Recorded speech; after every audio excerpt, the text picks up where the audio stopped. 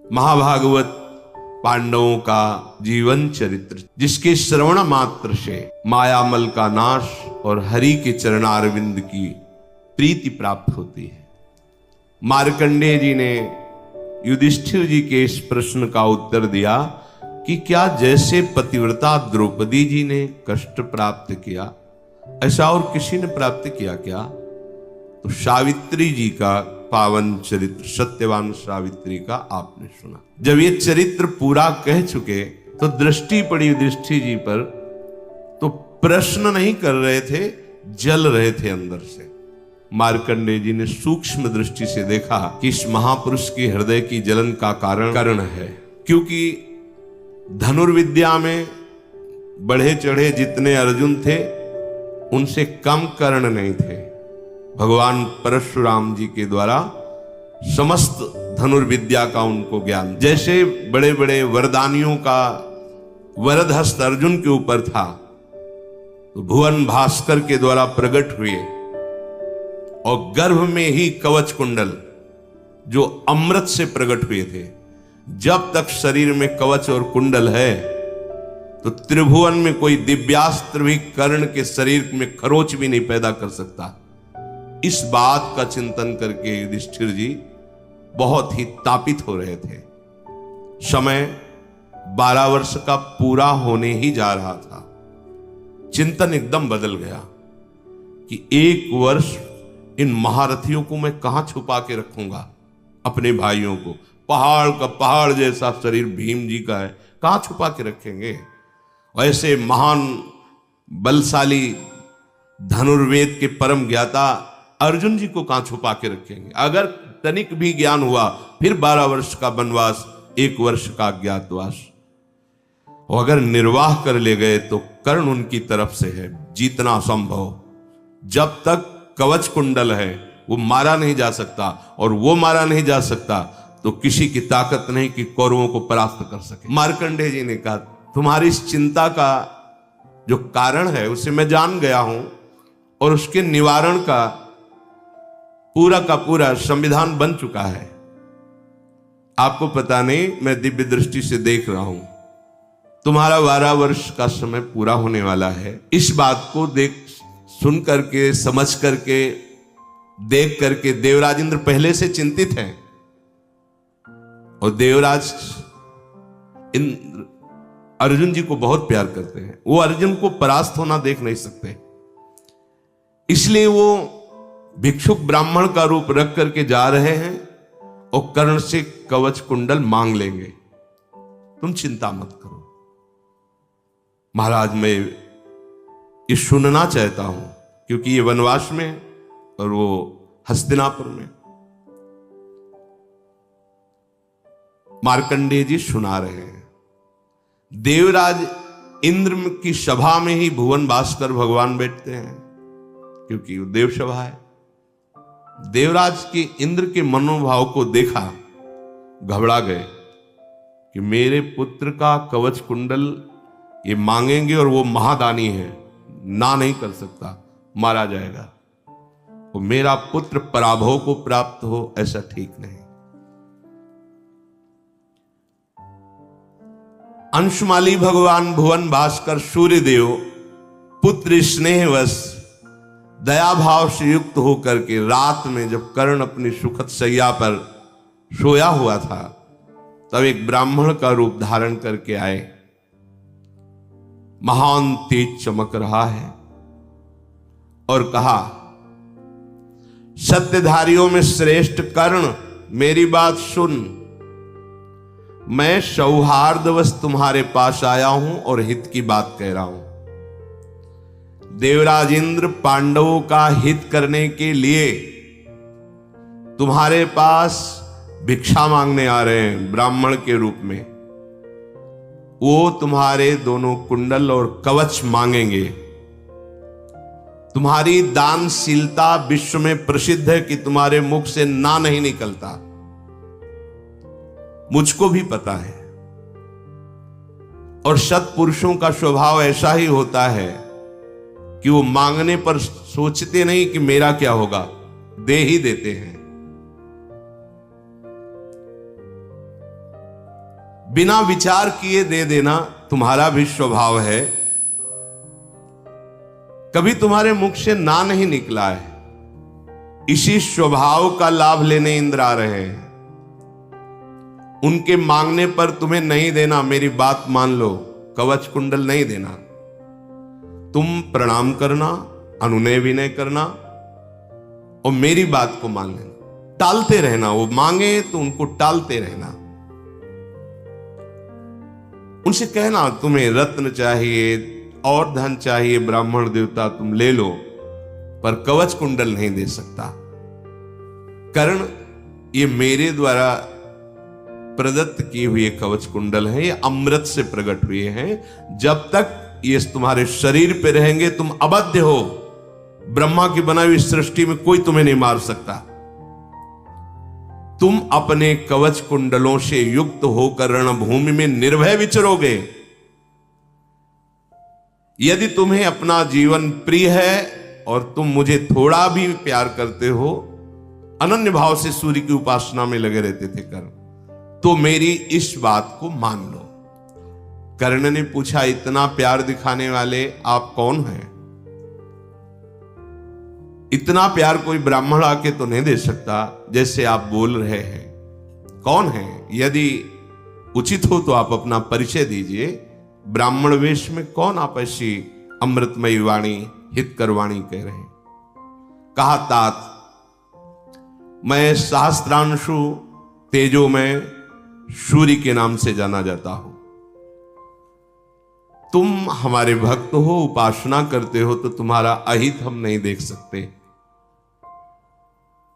तो फिर हरि कैसे देख सकते हैं अपने भक्त का हित, जिनके एक अंश से भुवन भास्कर प्रकाशित वो प्रभु। इसीलिए दृढ़ विश्वास रखो, जो हरि शरणम, तो दृढ़ विश्वास रखो, कभी कोई अमंगल नहीं हो सकता। ऐसा हम नहीं कहते कि विपत्ति नहीं आएगी, दुख, अमंगल नहीं हो सकता। कर्ण ने कहा कि तुम भगवान सूर्य हो, मेरे हित की बात कह रहे हो। प्रभु आप वरदायक देवताओं में श्रेष्ठ हैं। मैं आपसे प्रार्थना करता हूं कि मेरी बात सुनकर आप नाराज मत होना, प्रसन्न रहना। आप मेरा प्रिय करना चाहते हैं, पर मेरा व्रत, मेरा नियम, इससे मुझे कोई विचलित नहीं कर सकता। मेरा व्रत है कि जिस समय मैं आपकी आराधना कर रहा हूं, उस समय आकर मेरा कोई प्राण मांग ले, सर मांग ले, तो उसी क्षण दे दूंगा। कवच और कुंडल की बात क्या है? फिर आपने बताया त्रिभुवनपति देवराज इंद्र भिक्षुक बनकर मांगने आ रहे, अवश्य दूंगा, ना तो बोल ही नहीं सकता। मेरे जैसा शूरवीर ये जानते हुए कि देव देवेश्वर भगवान इंद्र भिक्षुक रूप से आए हैं, कवच कुंडल मांग रहे, फिर ना कैसे कह सकता हूं? नहीं, बस आप प्रसन्न होइए, नाराज मत होइए। जो धर्मात्मा पुरुष होता है, संग्राम में कोई भय करके उसके पास आ जाए और कहते जीवन रक्षा करो, तो वो अपने प्राण दे सकता है, लेकिन उसकी रक्षा करने में चूक नहीं करेगा। यदि कोई बालक कष्ट में है तो धर्मात्मा पुरुष अपने प्राण दे सकता है, लेकिन उस बालक को, उस वृद्ध को, या उस रक्षा करने योग्य स्त्री को छोड़ नहीं सकता। कोई सता रहा है किसी माई बहन को, आप स्वस्थ हैं, आप जवान हैं, आप देखते हुए चले जा रहे, तुम्हारे पुण्य नष्ट हो जाएंगे। कोई बालक विपत्ति में फंसा, कोई वृद्ध कष्ट को प्राप्त हो रहा है, धर्म है आप उस समय अपना कार्य छोड़िए और उसकी रक्षा कीजिए। इसलिए हे देव, मैं ब्राह्मण वेशधारी भिक्षुक इंद्र को अवश्य भिक्षा रूप में कुंडल और कवच दूंगा। भगवान सूर्य ने कहा, कर्ण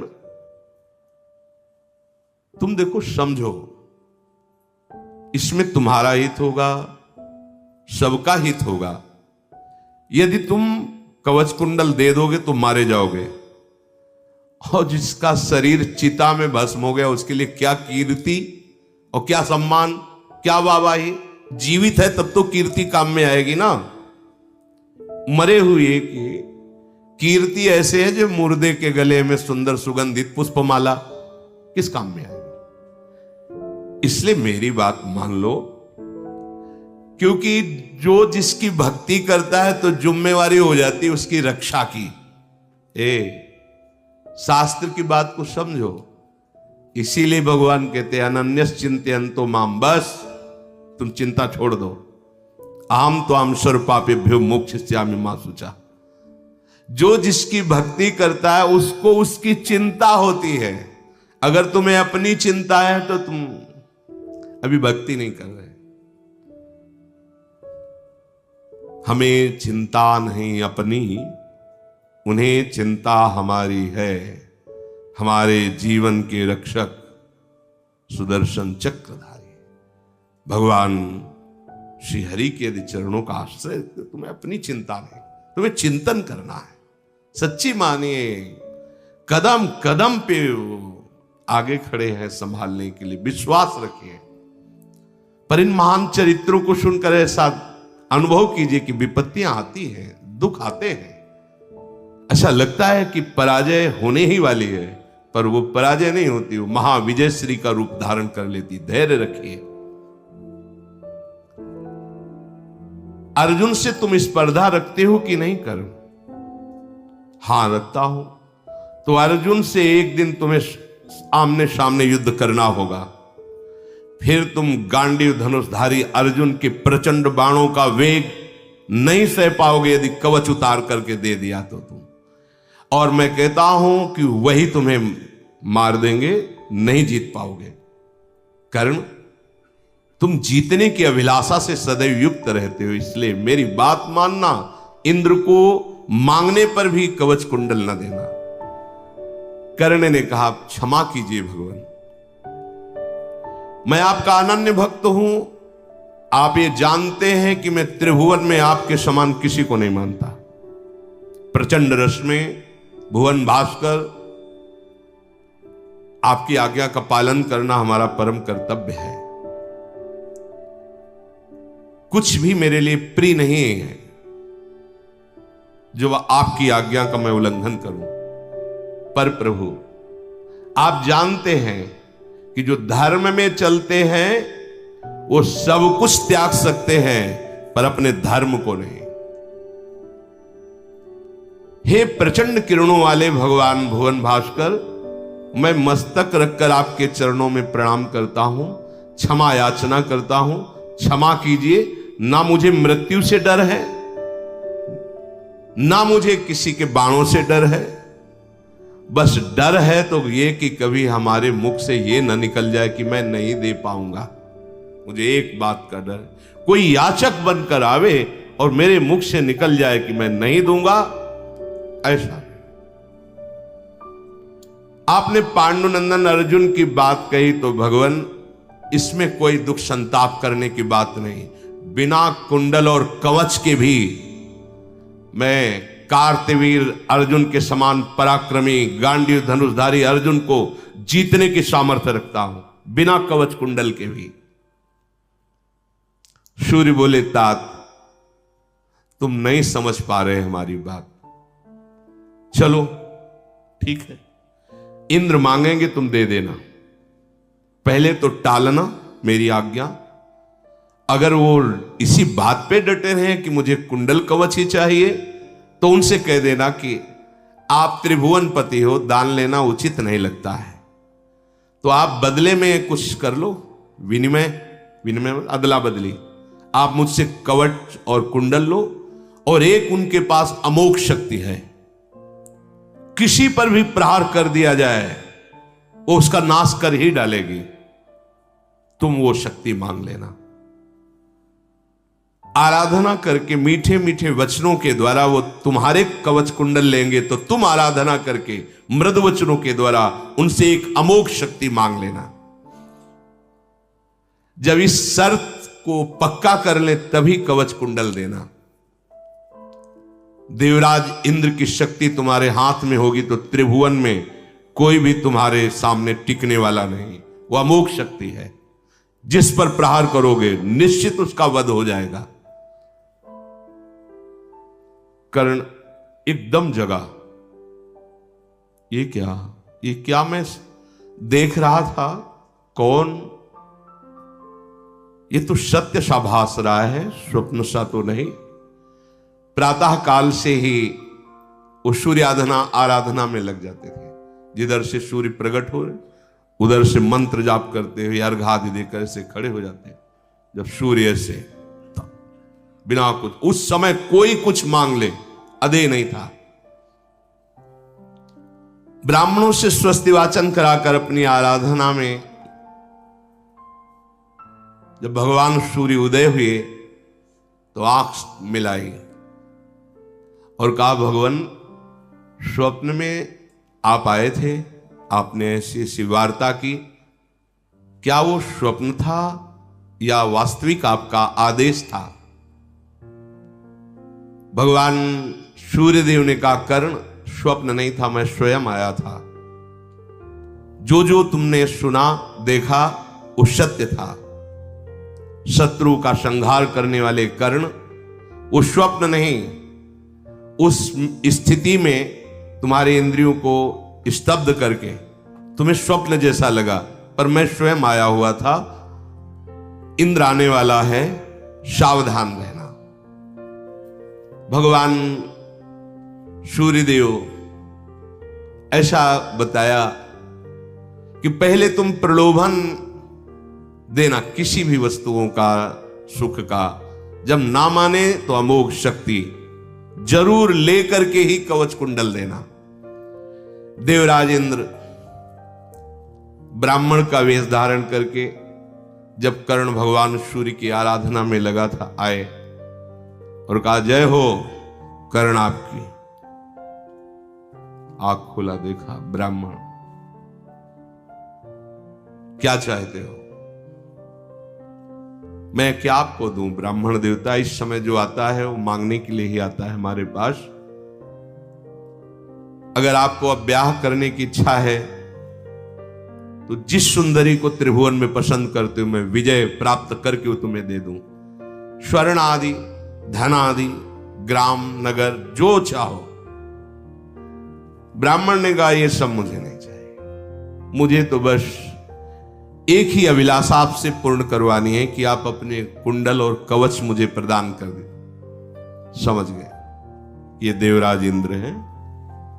कर्ण ने कहा, ब्राह्मण भूमि गृहस्थी बसाने के लिए ऐश्वर्य, सुंदर स्त्री, अन्न, जीवन वृत्ति जो चाहो दे दे, कवच कुंडल मत मांगो। बहुत सी प्रार्थनाएं की, बहुत विधान से समझाया।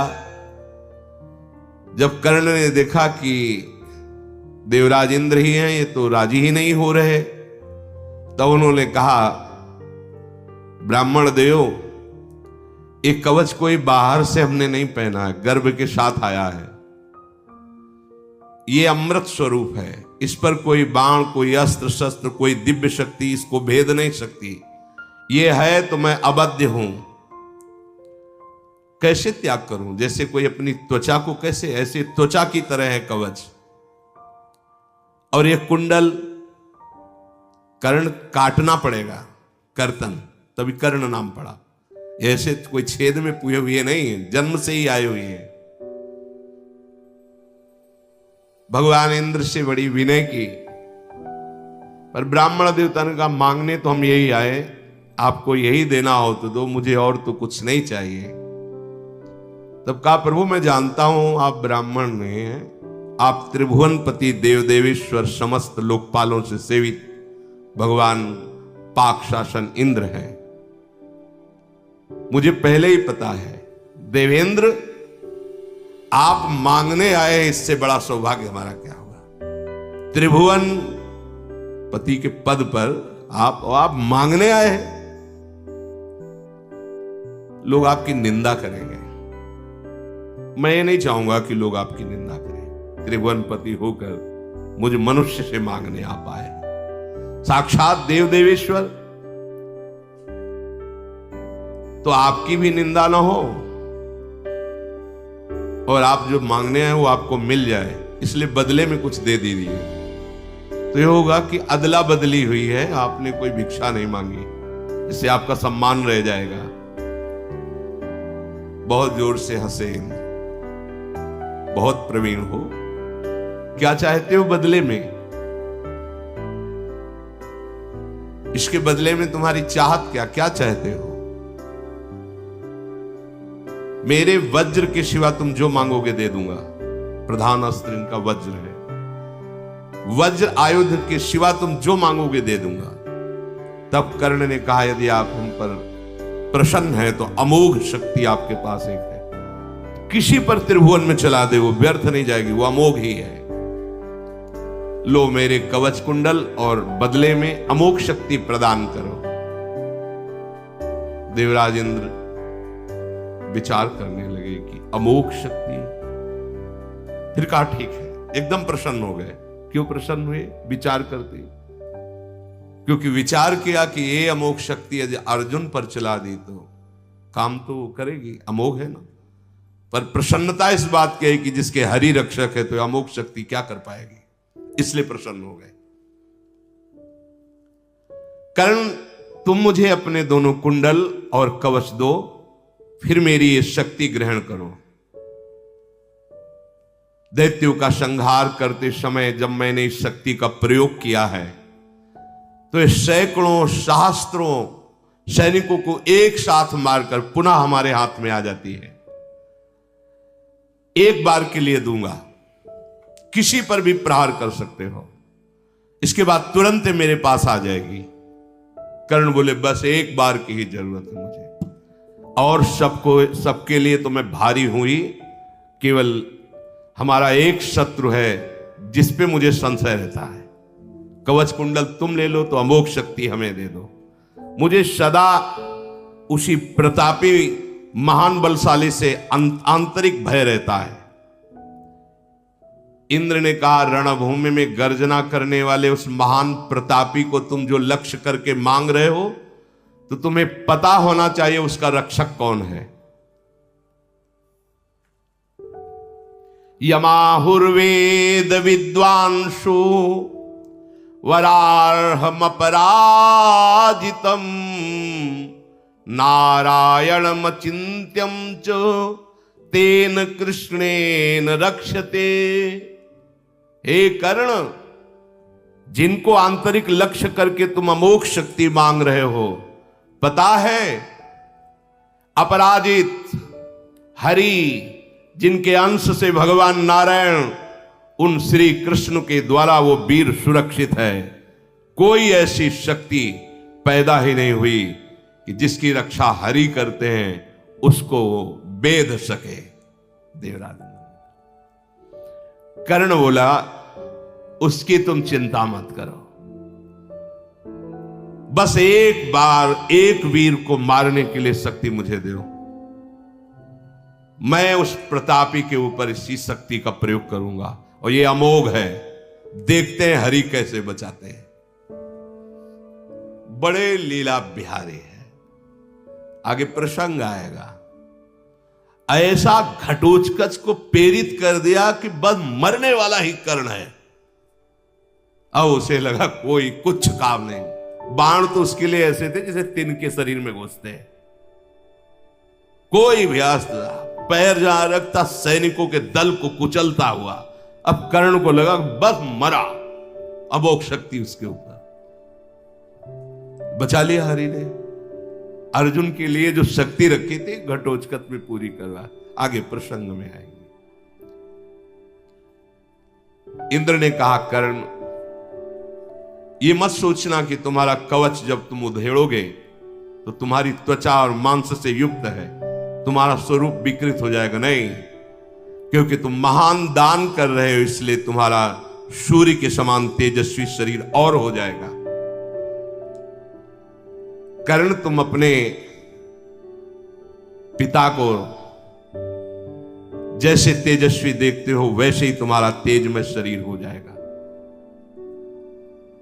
पर ध्यान रखना, ये शक्ति कभी निर्बल पर मत छोड़ देना।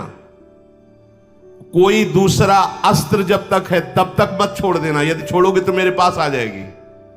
अगर तुम मर्यादा के विरुद्ध छोड़ोगे तो तुम्हारा ही नाश कर देगी। यह अमोघ शक्ति है। कर्ण बोला, देवेंद्र